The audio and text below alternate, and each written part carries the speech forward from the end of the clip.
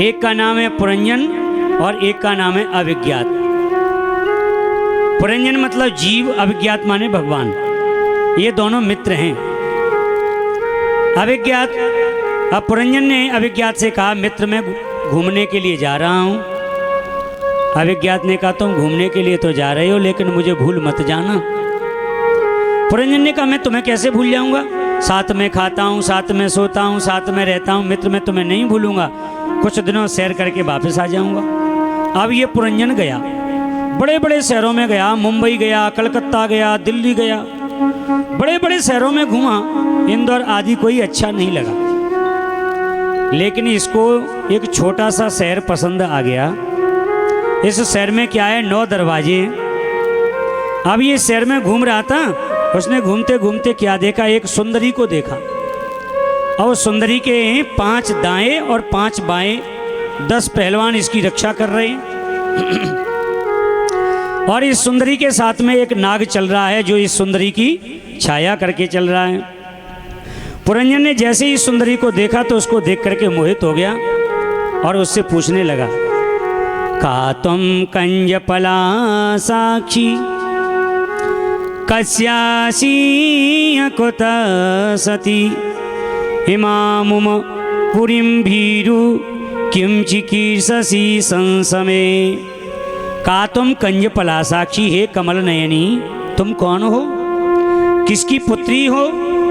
अब इस वन में अकेली आप बगीचे में घूम रही हैं, आपको देख करके मेरा चित्त आकर्षित हो रहा है। इस सुंदरी ने पुरंजन को देखा तो ये सुंदरी भी कहने लगी, आप भी युवा हैं और मैं भी युवा हूँ, दोनों का प्रेम हो गया, दोनों की शादी हो गई। अब ये पुरंजन इस सुंदरी पुरंजनी के साथ में रहने लगा। एक जरा नाम की कन्या थी, वो भी विवाह करना चाहती थी लेकिन दुनिया का कोई आदमी इससे विवाह नहीं करे। तो ये ब्रह्मा जी के पास में पहुंच गई।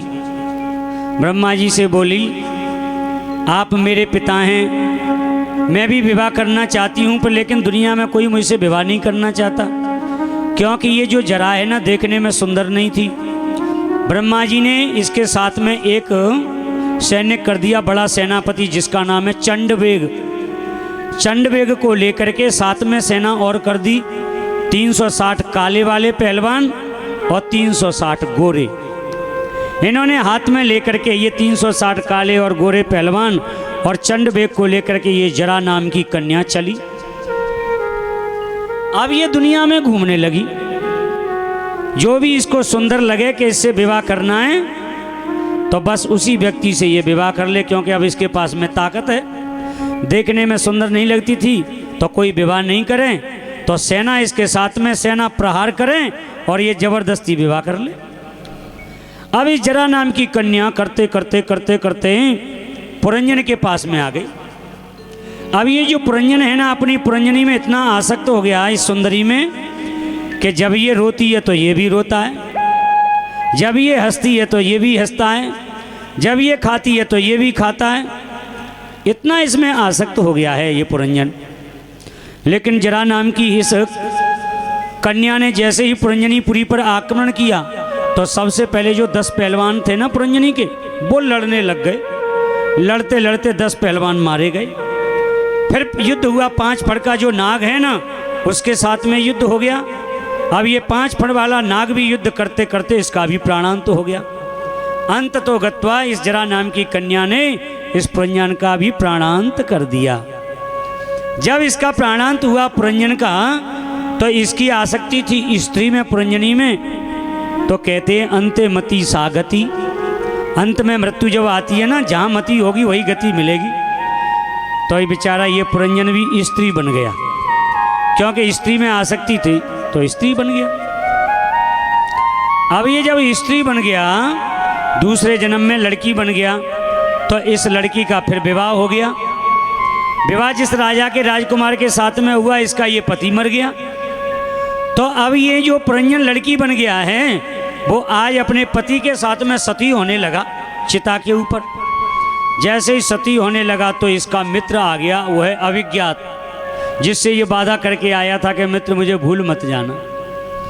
जैसे ही वह सती हो रहा था चिता पे, उसने कहा, हे मित्र, तू मुझे भूल गया क्या? मैं तेरा मित्र हूँ, तेरा दोस्त, बचपन में साथ में खेलता था, साथ में खाता था, तू मुझे भूल गया? अब ये स्त्री बना पुरंजन कहने लगा, भाई मैं नहीं जानता तू कौन है, मैं तो अपने पति के साथ में सती होने जा रहा हूँ और तू बीच में व्यवधान पहुँचाने वाला कौन है? फिर अभिज्ञात ने कहा, अरे ध्यान से सोच, गहराई से सोच, तू कौन है? तू स्त्री नहीं है, तू मेरा मित्र है।